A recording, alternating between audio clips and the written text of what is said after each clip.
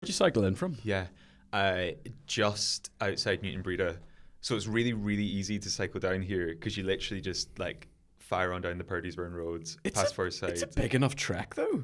Yeah, it was about 15 minutes to cycle down, and it's great cycling here, but cycling back home, my goodness, it is a trek to get back up there. So if you're ever driving to Carryduff and you see someone probably dressed inappropriately in a shirt for cycling, do you cycle in that? Depends. Usually, yeah.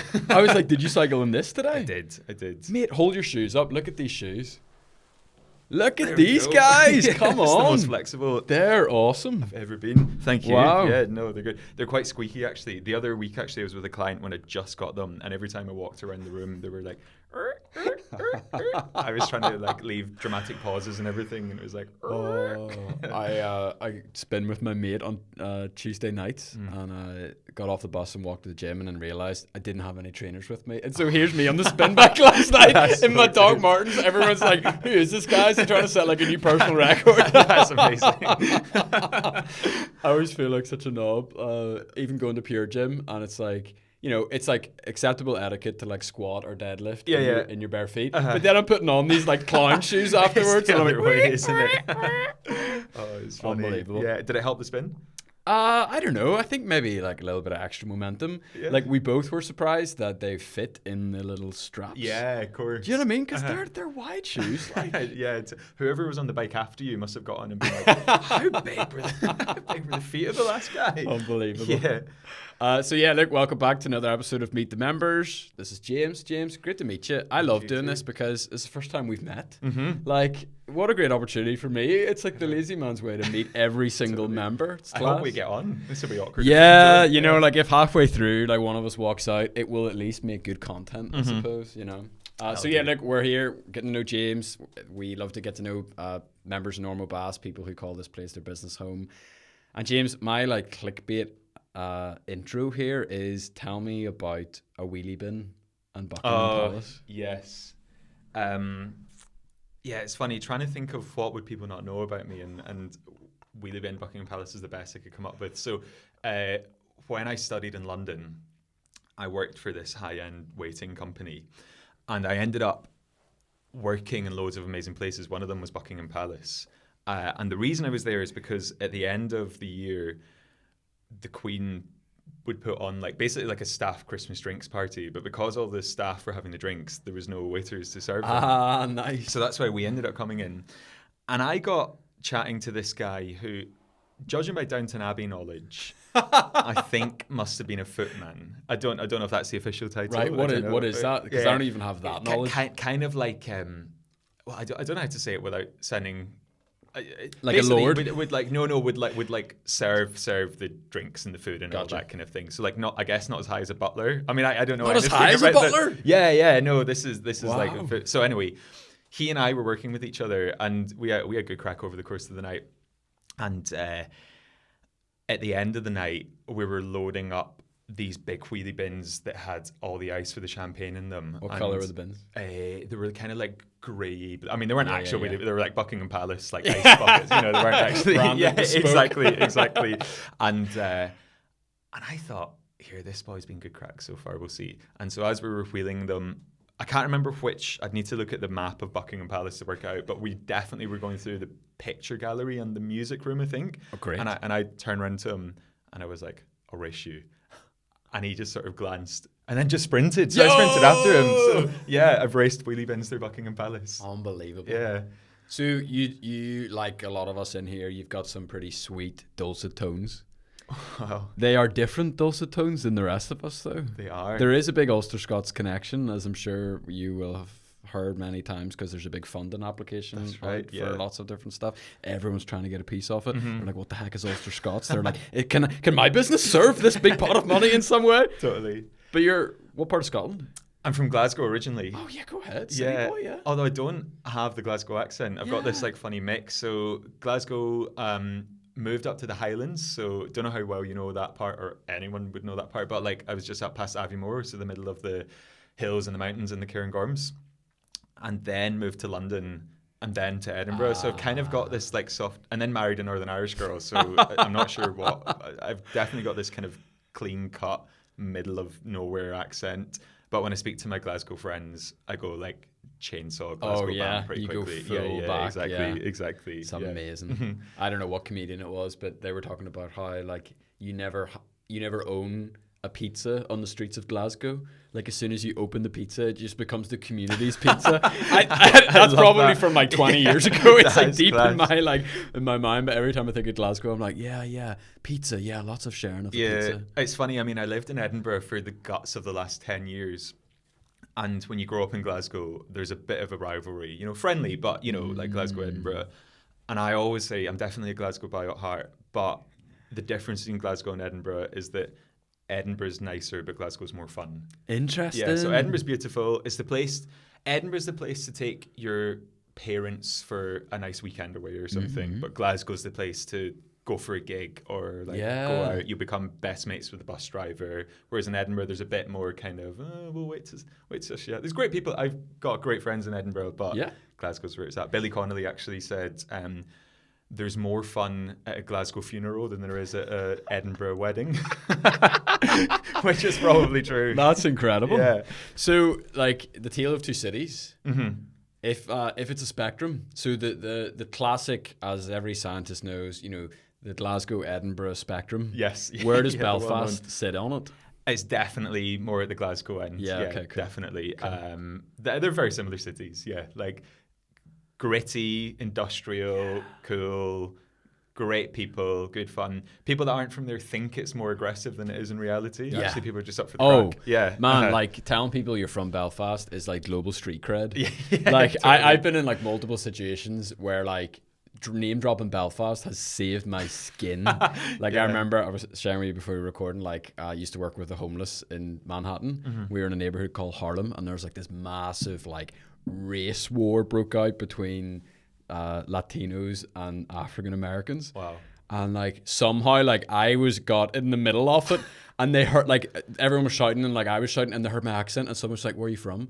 I was like, "Belfast," and it was like the Good Friday Agreement just happened because they literally said to me, "It's like you get it, bro," and I'm like, "Mate, that is so I'm funny." From like Lisburn, like I definitely don't get it, but in a moment I was like, yeah bro, I get it. yeah, I get that. I know, it's funny, I went to school and grew up in a bit of Glasgow that probably people would say wasn't properly Glasgow, proper Glaswegians, but I've got a Glasgow postcode. It's not like a Belfast postcode where everyone has it. It's like, you know, I'm definitely Glasgow. It's good. Just maybe not as threatening as some Glaswegians. No one needs to know that though. You know, exactly. You can turn the accent on and people will give you the respect you deserve. Yeah. So what did you know about Belfast? Because I often ask this question to like Americans and people from Asia and like people who live in like Australia. Yeah. But you're kind of like, you were close, like geographically close. What's the vibe of people's opinion towards Northern Ireland and Belfast in somewhere like Glasgow? Yeah, it's a good question. It's funny. I think I definitely had this perception that has proved to be a reality of like most people from Belfast are just like good crack, you know. Like I think especially when you grow up in a city like Glasgow, and I think Glasgow and Belfast are similar. There was probably just a bit of like, you know, like they seem really good fun. In terms of some of the like history of the city and the troubles and all that kind of thing, you know, growing up in Glasgow, we obviously have like the Rangers Celtic thing, and so I think we kind of thought we knew what it was like. And then you realize, like, nah, actually, it doesn't even remotely come close. I know that's like a huge understatement to say that. But it is interesting. Yeah. Because you can see how it'd be easy to make that. Totally. So then coming over here, and I mean, so how long have I been coming over? Rich and I started going out 2016 or something. So I've been coming over a lot since then. So it's not even like I knew Belfast in any of the proper troublesome time. You know, it's like a bit beyond our generation. So... how did you and your wife meet? Oh gosh, do you know the answer to this? Yes. I'm going to be totally honest. Someone told me before coming in, and I'll be honest, it was going to be my opening question, and then I was so like, funny. It could go either way, you know. Totally. And I was like, I'm just meeting James. Like, I don't want to chance my arm and be like, actually, I don't want to talk about that. Like, no. That's funny. So Rachel was my intern. Nice. And there it is. There's the TikTok clip. Exactly. Yeah, I know. Rachel was my intern. All professional, all above board, everything good, and the rings on the finger now. So it's all good. Well. It's ancient history. Exactly. Yeah. I know. So I'll not ask you to name like anything, but what industry did you guys work in? Or, let's just really anonymize this. What type of work were you doing, James, before coming here? Yeah, good question. Do you want the immediate before, or do you want like the kind of like journey through here? Let's do the fast version. The fast version. So immediately before coming here, I was still in the same industry, so leadership development, which I'm doing now. But before that, I was working in church ministry. So I was a youth worker in Edinburgh. Unreal. Which is fun. So yeah, it was great for a big church over there. Yeah, so it was It's great. interesting how much of that, if you're from a church environment, if you're involved in your local YMCA, which is a very American thing to say, but I just said it, if you coach football, like sets you up so well for that business environment. Like leadership is leadership. Yeah. And I guess that's your whole thing. That's right. And it's amazing how if you have any sort of exposure to responsibility, managing people, like it just, you carry that so well through the rest of your life. Totally. I mean, for me, what I loved about church leadership, and before that, actually, I'd been in outdoor sports coaching. That's what I was doing in the Highlands. So I was skiing, canoeing, kayaking, mountain biking, all that kind of thing. Is it true that you're trying to organise an Ormo-Bass ski trip? Yeah. With not very much by way of response. So if you're watching this, get on and respond if you can. Nobody skis here, bro. I know. I thought I might as well. You'd rather be the guy that's at least like offering something. Yeah. Well, can I be 100% with you? Yeah. The thing that would make me go on this ski trip is I love saunas. Oh, nice. That's my in. I've never skied. I've never skateboarded. But I think skiing, oh yeah, the sauna at the end of the day would be awesome. I'm up for that. Yeah, sauna at the end of the day is great. Yeah. Cool. Yeah, I'm keen to find somewhere with a sauna if it'll get you in. Perfect. Do you have a location yet? No, I thought we'll see. Do you have a country? We'll see who's keen. I thought maybe France, but we'll see. Yeah, why not? Austria is great as well, but we can see. What I'd really love to do is go to Japan, but that's maybe a bit. Maybe not for the first inaugural year. Who was I talking to recently? Oh no, it wasn't someone in here. It was a astrophysicist at Queen's, but he is a part-time lorry driver at the same time. Mm-hmm. So he follows like eclipses around the world. And that's like, how some people like follow like, the local football team and that's how they see the world. Yeah. He sees the world by following like solar eclipses. But he went to Japan and he told me all about like these like, is it thermal baths or something over there? It sounded the most unbelievable spa-like thing I've heard of. I'm really into saunas. So I can see anything tangential. I'm like very, very curious about. Exactly. How does one get into skiing? So, when I was working in the outdoors, the place I was in basically was a ski resort over the winter, and then in the summer was all the classic like summer sports. So it kind of just came with the territory of being there, which is amazing. So like I literally would have had skis in my feet. I did 6 seasons, and I would have had skis in my feet like almost every single day between Christmas and Easter each of the seasons, which was amazing. It was so. Now, if you see me ski, you'll be like, "Are you sure? Are you sure that was something that was a big part of your life?" But yeah, I absolutely loved it. But the reason for saying all that, just like you say, like sports coaching or church leadership or whatever, was like I just loved the coaching of people and the working out like how do I get to know what's going on for you and help you learn something, particularly in the outdoors, because people often are experiencing like quite an extreme emotion. They're really cold, so they like can't focus, or they're terrified because they're up high, or they're really frustrated. And I really loved that. And then church leadership was funny. In business we talk about coaching, and in church life you talk about pastoring. But it's the same thing. It's like, how do you sit down with someone and work out what's going on for them? Mentorship.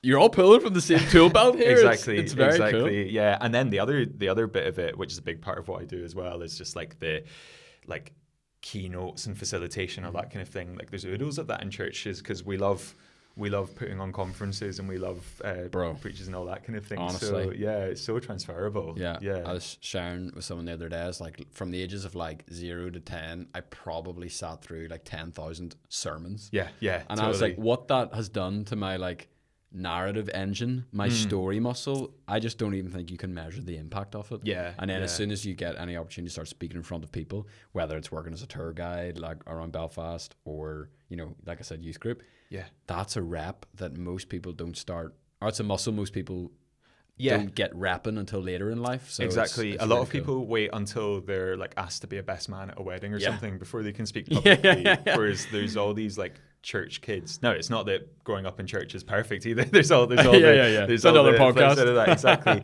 But there's all these church kids that from when they were like 13 got given the opportunity to stand in front of a couple of hundred people and speak. And a lot of people professionally, you know, you end up seeing a lot of people who are that kind of like trying to get to sort of middle management level, and so therefore they need to present or they need to pitch things or whatever it is, and you realize, or even you know in the baths, and you know in terms of pitching and all that kind of thing, you realize there's a lot of people just haven't had the chance to flex that much. So you're right. Are you ready for the big Blue Peter moment for this interview? I am. Gosh, I'm wondering what you're going to say. This here. Oh, nice. This here is taken from James's website, and it's basically a grid. So I like it because one of the questions I wanted to ask you is like, what the heck do you actually do? Like leadership development is a very big umbrella. I have a client that works in leadership development. Actually, remind me to tell you about them afterwards because they're kind of would be cool. So you've got coaching, and I love this because you know on the spectrum you've got the individual, and then you've got corporate, and then you've got personal, and then you've got professional. And I was like, yes, this is the easiest way to communicate this. So you say coaching is kind of more individual. And then the leadership development is more corporate. So unpack that slightly. Here's a better question. What is it that you actually do? And how do you make money? Good question. So by leadership development, what I really mean is developing people to be great leaders. And my skill set and specialism sits in bringing a bunch of thoughts from psychology, from human potential, a bit of psychotherapy to really help people with behaviors, relationships. So it's all the team dynamic stuff. It's like, how do I invest in someone, bring out the best in them, right the way through to how do I understand myself better, to be a better leader or whatever it is. Some people think of themselves as leaders, some people don't, but I end up working with lots of different businesses in loads of different industries as well. Sometimes at the super corporate end, like I'll run some stuff with some bankers and it's like super corporate, like team builds, right the way down to like coaching like an artist or a songwriter or something like that. Awesome. So it's a mix of things like consultancy where I'm maybe partnering with like an HR director to think, how can we help you invest in the culture of your business? So the sort of more middle ground stuff would be running some sessions. So it might be that someone says, oh, we're rubbish at giving feedback to each other. So can you come and run a day-long session on giving feedback? Awesome. Right the way down to the more personal stuff where someone's like, my goodness, I don't know what I want to do next with my career, or this person is really annoying me. So can we talk about it for an hour? And so good. Yeah. It's kind of like business therapy almost, isn't it? That's the way I think about. I often say the Venn diagram would be somewhere between sort of therapy and counseling, coaching and consultancy. I kind of sit somewhere in That's a good way to put it. It's another good diagram for the my website mind because I like that. Diagrams, Are you a diagram guy? I mean, clearly. I actually used to have that Venn diagram on my website. Interesting. Yeah. So I'm actually going through rebranding at the moment anyway. So we all are. I know exactly. Although most people have invested somewhat in their brand before. I've invested very little. Whatever template there is on Wix, I've used. Absolutely. But you know, like all of us in here, like we're flying by the seat of our pants. Even the fancy pants guys, you know, you're constantly iterating. You're just always trying to sharpen that message. So I get it. If you could do an off-site retreat somewhere, anywhere in the world, if budget was no option, where would you go? Great question. Maybe Japan, actually. Okay. Yeah. I'd love to get a ski off-site. Oh, yeah. Yeah. The main business problem with that is that people want to ski during the day, après-ski, and then by the nighttime they're tired. So there wouldn't be much time to do any of the official bits and pieces. But yeah, I'd love to work, I'm sure. Yeah, exactly. Yeah, I'd love to do something in Japan. That'd be really cool. Cool. Yeah. Awesome. How did you get connected to this place, to Ormeau Baths? Through, a bit of just classic Northern Ireland, where everyone knows everyone. It's important. But the way I first got connected is I used to work with an amazing guy called Jim McNeish, who actually, yeah. A good friend of mine, Peter Edgar, works for him. I was literally just going to say it goes round full circle. It is full circle. I think Peter is a former Ormo. He is. He's a former resident. Bather? He's a bather bather. Yeah, yeah. So it's amazing how these things come around full circle. So basically, when I left church leadership, Jim, for anyone that doesn't know, this amazing Scottish leadership development guy, like psychologist come philosopher come everything, he's been in the game for a long time. I trained with him and then consulted with him, so Jim and I were running things together. Legend. He would be good mates with Mark Dowds. Yeah. And so the last thing I did before COVID, literally it was 2 days before COVID, was I ran an event upstairs. Leadership Development Day. Yeah. And back then, it was funny. It was back when it was like, you know, when we were kind of like, oh, Italy's kind of shut down, but no, it's not really going to happen. Yeah. And we were all like shaking hands with each other, being like, oh, this COVID thing, imagine. And I ran the day upstairs, loved it, really loved the vibe, because I'd heard of Ormeau Baths, but I'd never actually been in. And then literally like 3 days later, we're in lockdown. And so whenever I moved to Belfast, which happened just this summer, 2022, I was like, I need to come and hang out at Ormeau Baths. I need to come and base myself there. So that was kind of how that all came about. That's awesome. Yeah. This is the big question, right? Yeah, this is the closest we're going to get to like a proper Joe Rogan episode here. What is the thing that holds people back, right? So let me flesh it out. You've coached lots of different types of people. You work with lots of different leaders. What is the most common thing you see that people kind of like get stuck on? I don't know if it's an obstacle. I don't know if it's a mindset. I think the most common thing is pendulum swinging. Ooh. So let me tell you what I mean by that. Most people, I find, are trying to either hide something about themselves or present something about themselves, you know. So it's like, this is how I want to be seen, as like as a podcaster or as a startup founder or as a dad or whatever it might be. And as a result, here's all the stuff that I don't want people to see. And I think what we end up doing is pendulum swinging between, okay, I don't want people to see that, so I'm going to just like 0% never ever air it. And then the problem is then when it comes out, maybe it's like an emotion we're not comfortable with sharing, or maybe it's a conversation we don't like having. When it does come out, because it's been at 0% and hidden, Carl Jung would call it the shadow, which I think is just one of the most important pieces of work. Yeah, quote him. Totally. The most important place, or the best place to keep your shadow, is right in front of you. Yeah. So the pendulum thing being, when it's 0%, then it's like, oh my goodness, it's suddenly coming out now, and I need to have an argument with someone, so I just like 100% full blown like rage at them, and then you feel bad, and you're like, oh, that felt terrible, and I said things I didn't mean, or I feel embarrassed. And so in that case, I'm never going to do that again, and I go straight back to 0.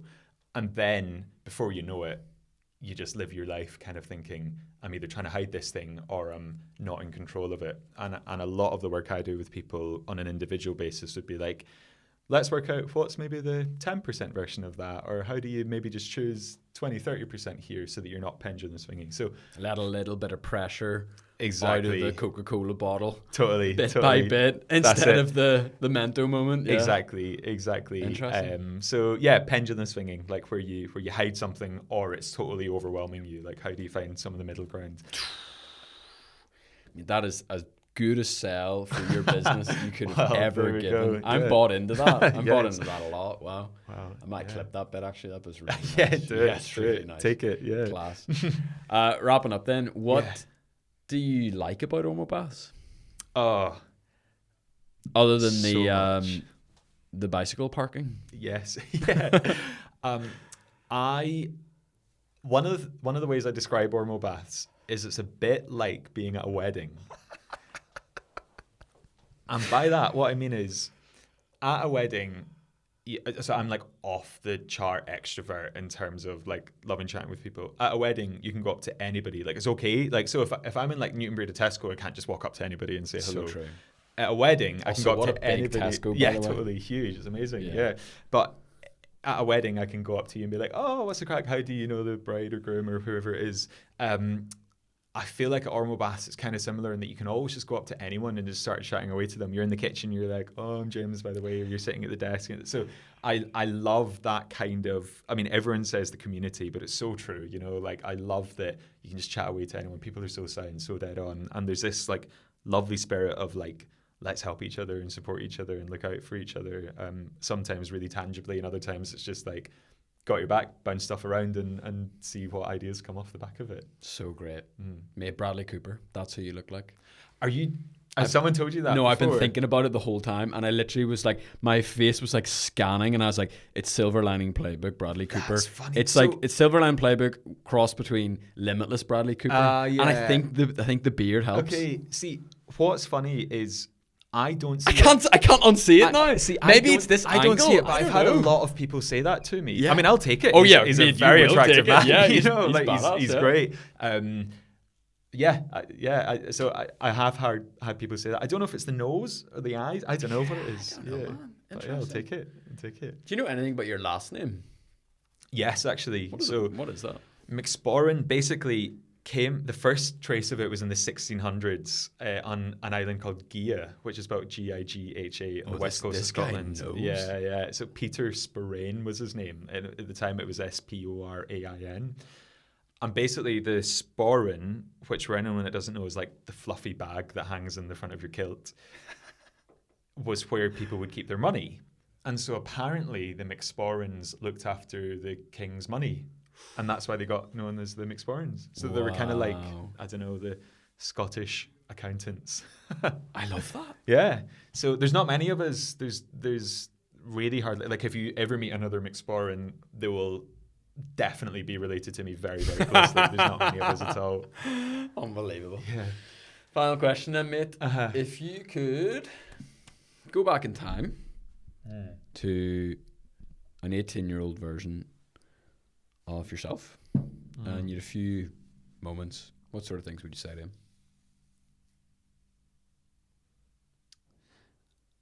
I would say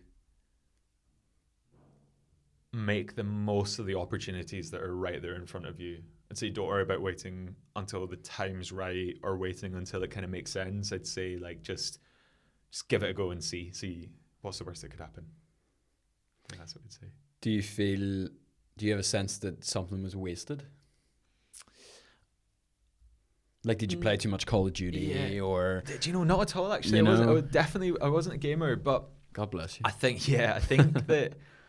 I think I know that as I look back over certain periods of my life, I know that one of my constant things I need to work on is just not wait it. You know, it's kind of like, oh, I need to wait till this is right, or I need to wait till I'm very good at this thing, rather than just like kind of giving it a go. Yeah. And so I think it was probably at the point that I decided to embrace, let's just go for it fully with my business and build it. And then suddenly all these opportunities start coming because you're kind of like just throwing yourself out there saying I'm up for doing this, and you get to pursue really fun things and all that kind of thing. And it all came off the back. It's a bit of a cheesy, you know, it's like a Disney quote or something, but you know, like the good things can come off the back of just saying yes and giving it a go or whatever. Yeah. So I don't think there was any one particular moment where I think, oh, I really wasted that.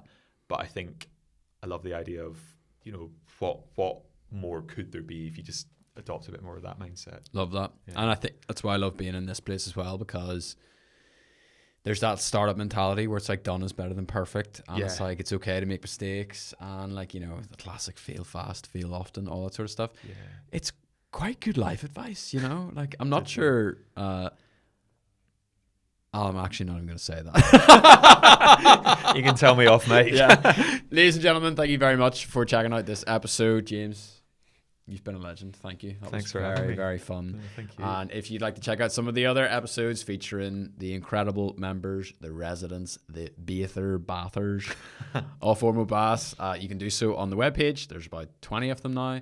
And if you are not a resident, if you're thinking about getting into business, or you already have a business, you're a one-person startup, 2, 3 on your team, even 10 people looking for a vibrant city centre location where you can build your business, Ormo Baths is the place to do it.